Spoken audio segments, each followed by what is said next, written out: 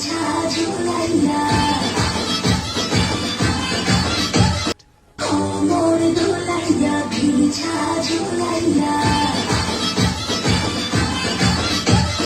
রহমানের জীবনের সবচেয়ে বড় ভুল ছিল দেশে আওয়ার সময় কইছিল যে আই হ্যাভ এ প্ল্যান।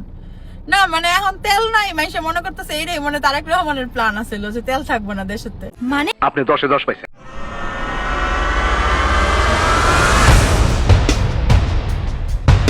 আমি স্বপ্ন দেখি আমার ছাত্রছাত্রীরা আমেরিকার মানের লেখাপড়া শিখবে, ওই মানের কারিকুলাম দেবে, ওই মানের বিশ্ব দরবারে তাদেরকে উপস্থিত করবে, সেই লেখাপড়া আমি তোমাদের দিতে চাই। তুমি কোন ক্লাসে? তুমি মিলনটাকে চিনো? আমি প্রথম থেকে জানতাম যে এই সরকার আসলে জনগণ বান্ধব কোনো সরকার না, কারণ এই সরকারের যে নেতাকর্মীরা ছিল আমরা তাদের দেখেছি যে দিনে রাতে তারা চুরি ডাকাতি করেছে, রাতের বেলা যদি সেটা পাশ হয়ে যায় বা পপুলারিটি পায় তাহলে তাকে বহিষ্কার করে দেওয়া হয়েছে, তার কিন্তু কোনো শাস্তির ব্যবস্থা করা হয়নি। যখন 1979 সালে নির্বাচনের সময় আসলো, সেই সময় মৌলানা ভাসানী শহীদ রাষ্ট্রপতি জিয়াউর রহমানকে বললেন, তোমার হাতে আমি ধানের শীষ তুলে দিলাম। এসব কি বলছেন আপনি? জন্মের পর এই প্রথম একজন পুরুষ প্রধানমন্ত্রী পাইলাম, খুবই এক্সাইটেড ছিলাম, কিন্তু কপালটা এতটাই খারাপ যে তাও আবার বাক প্রতিবন্ধী, মানে বোবা। চাইছিলাম যে পুরুষ শাসিত দেশে বাস করব, যে সারা বছর তো নারী শাসিত দেশেই বসবাস করে আসছি, মানে কি যে একটা অবস্থা, কি গো। রাসূল পাক সাল্লাল্লাহু আলাইহি ওয়াসাল্লামের কলিজা যেরকম ধুয়ে সুন্দর করা হয়েছিল, ঠিক একইভাবে তারেক রহমান সাহেবের এই ব্যবহারে সকল রাজাকার আল বদর আল শামসের হৃদয় ধুয়ে কলঙ্ক মুক্ত হয়ে সুন্দর বাংলাদেশ গড়াই অংশীদারিত্ব হোক। তোর কপালে জুতার বাড়ি হারামি। আপনি বিলটা উত্থাপন করবেন, যে আমি বিলটি উত্থাপন করছি, এটা বলেন। এই মহান সংসদে উত্থাপনের জন্য অনুমতি প্রার্থনা করি। আবার মাননীয় স্পিকার, আপনার উত্থাপন। এটা হাস্যকর, হাস্যকর, এই দেশের জনগণের জন্য হাস্যকর।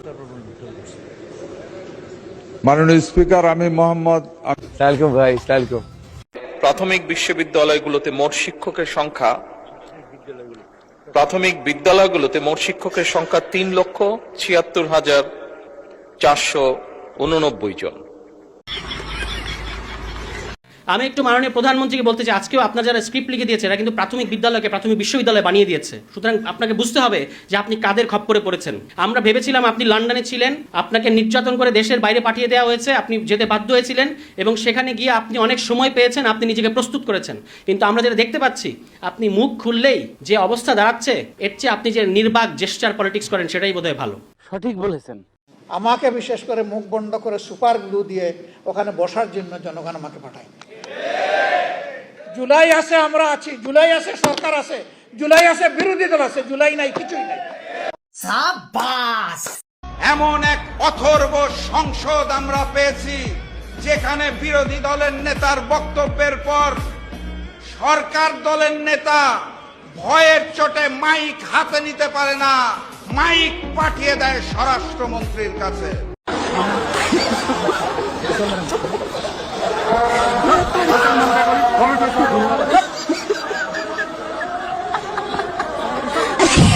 প্যারেড পরিদর্শন করছেন মাননীয় মন্ত্রী মহোদয়।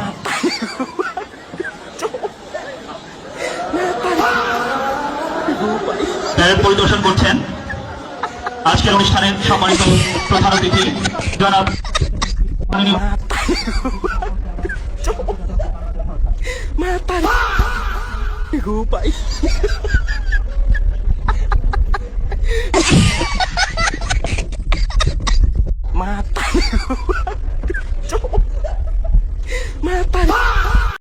আমাদের ম্যানেজ বোর্ডের প্রধানমন্ত্রী কেন তার প্রথম রাষ্ট্রীয় সফর ভারতে হবে বলে অলরেডি ঘোষণা দিয়েছেন? জানি না, বিষয়টা একটু ব্যাখ্যা করুন। এত জায়গা থাকতে কেন ভারত থেকেই ট্রেনের কোচ আমদানি করার পরিকল্পনা করা হয়েছে?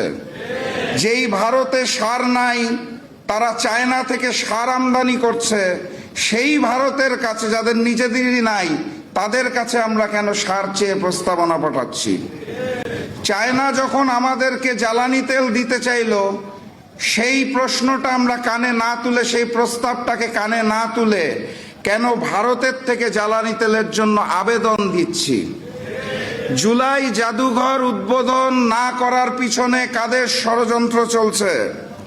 কেন সন্ত্রাসী সংগঠন ইস্কনকে বাংলাদেশে 120 কোটি টাকার জমি মাত্র 2 লক্ষ টাকায় তুলে দেওয়া হয়েছে? ব্যাংক লুটেরাদের হাতে আবারও কিভাবে করে ব্যাংকগুলো তুলে দেওয়া হচ্ছে? প্রশ্ন করতে হবে শিলং থেকে ট্রেনিং প্রাপ্ত সেই নেতা যিনি বর্তমানে বাংলাদেশের প্রক্সি প্রধানমন্ত্রী, তার হাতে কেন আমার এই সোনার বাংলা? সংগ্রামী সাথী এবং বন্ধুগণ, আমরা আকাশে ওই ঘুড়িটাকে দেখতে পারি, ঘুড়ির সাথে যেই সুতাটা থাকে তার কিছু অংশ দেখতে পারি, কিছু অংশ পারি না। সেই সুতার মধ্যে থাকে ডিপ স্টেট, সরকার, কমিশন, প্রশাসন, মিডিয়া। কিছু কিছু অংশ দৃশ্যমান হয়, কিছু কিছু হয় না। এই ঘুড়ি আর সুতার পিছনে যেই নাটাই থাকে, সেই নাটাইটাকে আমরা দেখতে পারি না। বাস্তবতা এটাই, ক্ষমতার পালা বদলে ওই নাটাইটা এই মুহূর্তে আবারও ভারতের হাতে চলে গিয়েছে। ঠিক বলেছো।